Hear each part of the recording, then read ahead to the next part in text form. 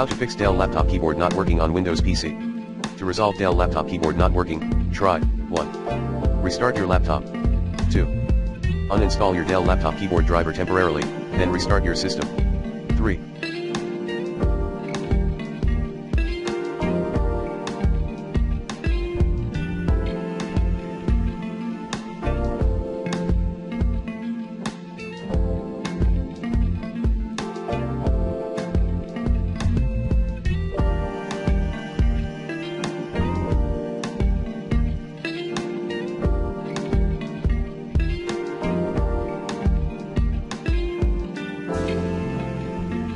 Update your Dell laptop keyboard driver using the recommended Avast driver updater in this video guide.